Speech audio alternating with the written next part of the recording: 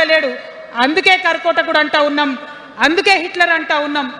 కర్ల రాజేష్ అనేటటువంటి దళిత యువకుడు కస్టడీలో చచ్చిపోతే ఇప్పటి వరకు కూడా దానికి బాధ్యులైన పోలీసులను ఏం చర్యలు తీసుకోలేదు వాళ్ళ మీద. అందుకే కర్కోటకుడు అంటా ఉన్నాం, అందుకే హిట్లర్ అంటా ఉన్నాం. పిడికిలి బిగించి ఇప్పుడున్నటువంటి రాక్షస కాంగ్రెస్ పైన ఖచ్చితంగా కొట్లాడతాం, అందరికన్నా ఎక్కువ కొట్లాడతాం. ఇప్పుడు మనమే ప్రధాన ప్రతిపక్షం అవుతాం, 2 ఏళ్ల తర్వాత మనమే అధికార పక్షం అవుతాం. ఖచ్చితంగా అధికారంలోకి వస్తాం. ఎందుకోసం వస్తాం అంటే నేను ఒక మాట చెప్పాలి మీకు, అందరినీ మనం మాటలు అంటున్నాం కదా, we are opposing everybody, we are criticizing everybody, but what is the solution? Don't oppose without propose అని కాన్షీరామ్ గారు చెప్పారు, నేను చెప్పలే. డోంట్ అపోజ్ వితౌట్ ప్రపోజ్ అని. సో నేను కొన్ని ప్రపోజల్స్ తెలంగాణ ప్రజల ముందు పెట్టాలనుకుంటున్నా. నేను ఈ 3 పార్టీలు అధర్మంతో నిండిపోయినాయి, అవినీతితో నిండిపోయినాయి, బంధుప్రీతితో నిండిపోయినాయి, కుటుంబ అవినీతి పరిపాలనతో నిండిపోయినాయి. కాబట్టి నేను ఒక ప్రపోజల్ చెప్తున్నా. ఈ 3 పార్టీల మీద ఆనాడు భగవంతుడు శ్రీకృష్ణుడు చెప్పినట్టు పాంచజన్యం, ఆయన శంఖం పేరు, యుద్ధంకి ముందు పాంచజన్యం ఎట్లయితే పూరిస్తారో మనం కూడా పాంచజన్యం పూరిద్దాం. ఒక 5 అంశాలను ప్రధానంగా తీసుకుందాం. ఆ 5 అంశాల కోసం ఇప్పుడు కొట్లాడదాం, రేపు ప్రభుత్వంలోకి వచ్చిన తర్వాత మన ప్రజలకు ఇద్దాం. ఏం అంశాలు అవి? మొట్టమొదటిది విద్య. ఇవాళ గవర్నమెంట్ స్కూల్స్ అంటే ఆనాడు కేసీఆర్ గారు స్కూల్ బంద్ చేసుకుంటూ వచ్చారు, అదే రేవంత్ రెడ్డి గారు కొనసాగిస్తున్నారు. ఎక్కడా కూడా ప్రభుత్వ పాఠశాలలలో వసతులు లేవు. వాష్రూమ్ ఉండదు, వాచ్మెన్ ఉండడు, అటెండర్ ఉండడు, పిల్లలే పోయి బెల్లి కొట్టుకోవాలి, పిల్లలే పోయి బాత్రూమ్లు కడుక్కోవాలి, మంచినీళ్ళు ఉండవు, భయంకరమైన పరిస్థితి ఉంది. నేనేమంటా అంటే గుడిని ఎంత పవిత్రంగా చూస్తామో బడిని కూడా అంతే పవిత్రంగా చూడాలి. గుడిని ఎంత పవిత్రంగా చూస్తామో బడిని అంత పవిత్రంగా చూడాలి. కాబట్టి నేను ఒక మాట అంటున్నా, ప్రతి ఊర్లో ఒక బడి ఉండాలి, ప్రతి తరగతికి ఒక టీచర్ ఉండాలి. ప్రతి ఊర్లో ఒక బడి ఉండాలి, ప్రతి తరగతిలో ఒక టీచర్ ఉండాలి. ఖచ్చితంగా అట్లా జరిగినట్టయితే ప్రభుత్వ పాఠశాలలు మంచిగా అవుతాయి. మరి నా పేద మధ్యతరగతి ఆడబిడ్డలు, మా అక్కలు అమ్మలు అనుకుంటున్నారు, అక్క మరి ఆల్రెడీ మా పిల్లలు ప్రైవేట్ స్కూళ్ళలో చదువుతున్నారు, వాళ్ళ సంగతి ఏందని. నేను మాట ఇస్తా ఉన్నా, ఇవాళ మన ప్రభుత్వం వస్తుంది, ఖచ్చితంగా వస్తుంది. ఎందుకంటే ప్రభుత్వంలో వచ్చేది మీ అమ్మ కాబట్టి అమ్మ జేబు చూడదు, కడుపు చూస్తుంది. అమ్మ జేబు చూడదు, కడుపు చూస్తుంది. కాబట్టి మీ పిల్లలు ప్రైవేట్ పాఠశాలలో చదువుతున్నా, ఎంతవరకు చదువుకున్నా కంప్లీట్గా మీ మీద ఒక్క రూపాయి కూడా భారం పడకుండా చదివించే బాధ్యత మేము తీసుకుంటాం. అది ప్రైవేట్ పాఠశాలలు కానీ, డాక్టర్ కానీ, ఇంజనీర్ కానీ, రాకెట్ సైంటిస్ట్ కానీ మన తెలంగాణ బిడ్డలు చదువుకుంటే ఒక్క రూపాయి కూడా పేద మధ్యతరగతి వాళ్ళ మీద భారం పడకుండా ఉచిత విద్యను అందించే బాధ్యత నేను నా తెలంగాణ బిడ్డల కోసం తీసుకుంటా అని ఈ సందర్భంగా తెలియజేస్తున్నా.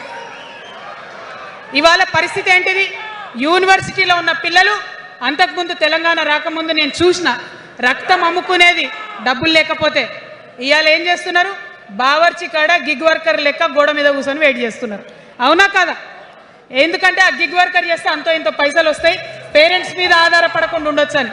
మరి యూనివర్సిటీలను పట్టించుకున్నామా? బీఆర్ఎస్లో ఉన్నప్పుడు 10 ఏళ్ళు ఒక్క రూపాయి కూడా ఇవ్వలేదు యూనివర్సిటీకి. ఆ యూనివర్సిటీ మిత్రులకు, పాఠశాలలో ఉన్నటువంటి వారందరికీ నేను ఒకటే ప్రపోజల్ చేస్తున్నా, మీరు ఎంత చదువుకుంటారో చదువుకోండి, ఒక్క రూపాయి కూడా మీ మీద భారం పడకుండా చదివించే బాధ్యత తెలంగాణ రాష్ట్ర సేన తీసుకుంటుంది. ప్రైవేట్ పాఠశాలలు కూడా బాగుంటాయి, ప్రభుత్వ పాఠశాలలు కూడా బాగుంటాయి, కానీ భారం తల్లిదండ్రుల మీద పడదు. అది మీ అమ్మ ప్రభుత్వంలో జరగబోతుందని, మీ తల్లి ప్రభుత్వంలో జరగబోతుందని మీకు మాటిస్తా ఉన్నా. సెకండ్, మనకేమవుతుంది? మన తెలంగాణలో పేద మధ్యతరగతి ప్రజలకు ఏమవుతుంది? ఎవరన్నా ఇంట్లో రోగం వస్తే, ఒక యాక్సిడెంట్ అయితే ఇల్లు గుల్లవుతుంది. అందుకే ఆలోచన చేసి వైద్యం గురించి ఒక నిర్ణయం తీసుకున్నా.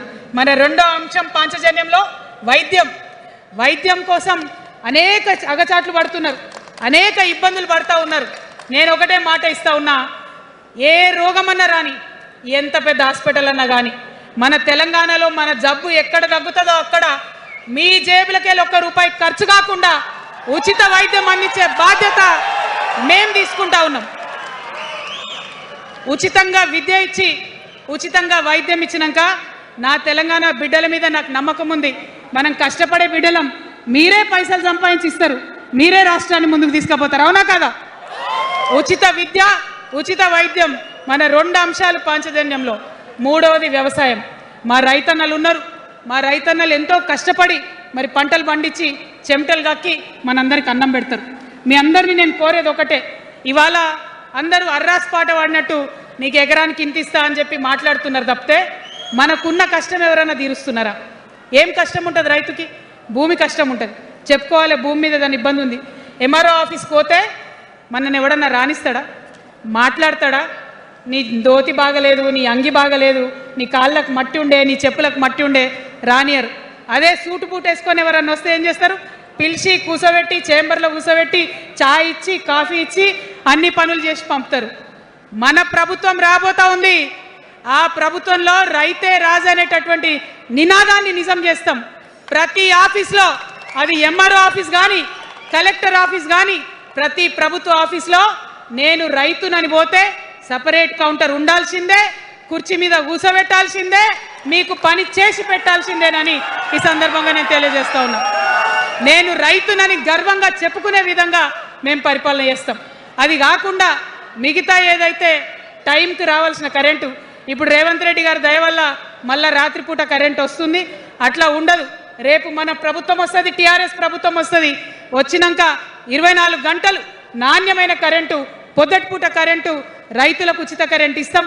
అదేవిధంగా యూరియా కావచ్చు, కొనుగోలు కేంద్రాలు కావచ్చు, మీరు ఎక్కడ పోయి అడగాల్సిన అవసరం లేకుండా అన్నీ మీ దగ్గరకు వచ్చేటట్టు చేస్తాం.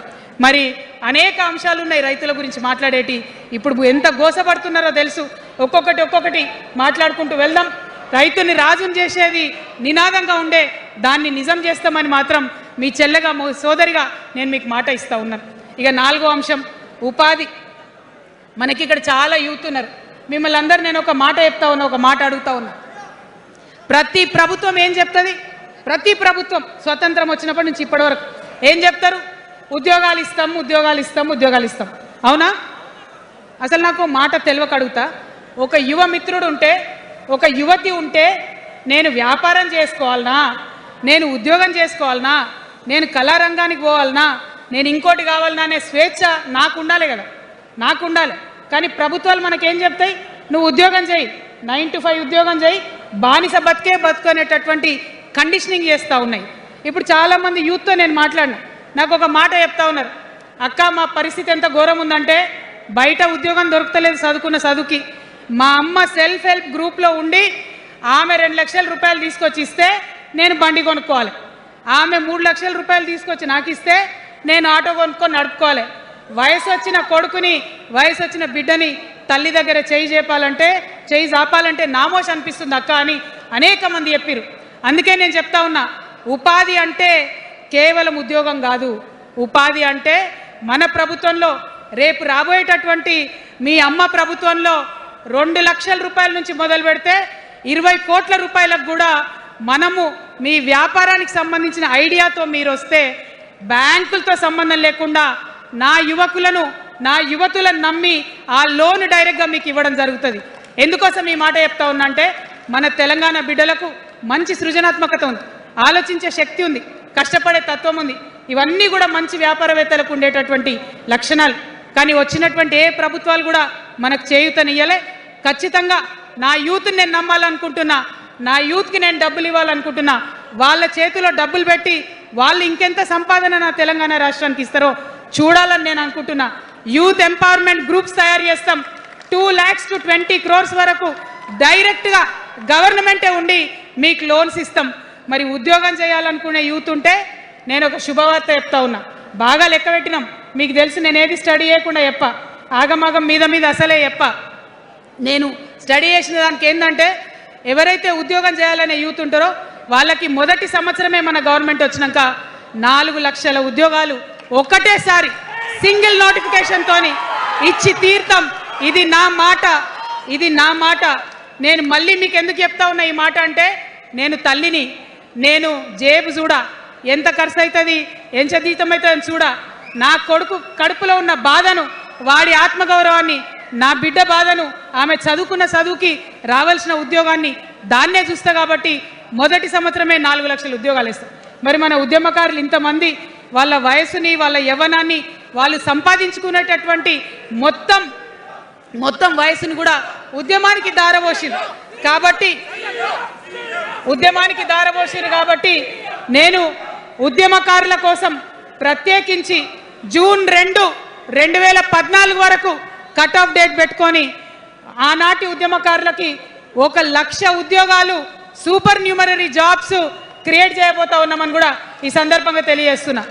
అంటే ఇవన్నీ తెలంగాణ ఉద్యమంలో, తెలంగాణ రాష్ట్ర సాధనలో మీరు చేసిన ప్రయత్నానికి, మీ రుణం తీర్చుకోవడానికి నేను చేస్తున్న ఈ ప్రయత్నం అని చెప్పి ఈ సందర్భంగా తెలియజేస్తా ఉన్నా.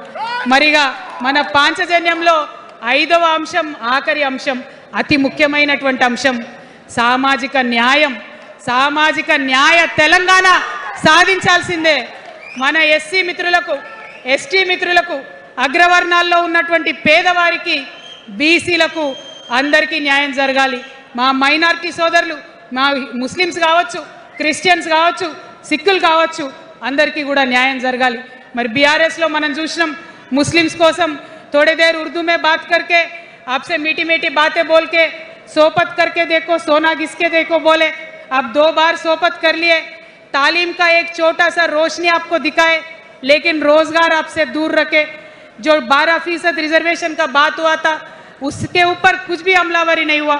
और जो माइनॉरिटी फाइनेंस कॉरपोरेशन का पहले लोन मिलते थे, 10 साल के बीआरएस में कितने लोन मिले, अब 2 साल के कांग्रेस में कितने लोन मिले, आप एक बार देख लो.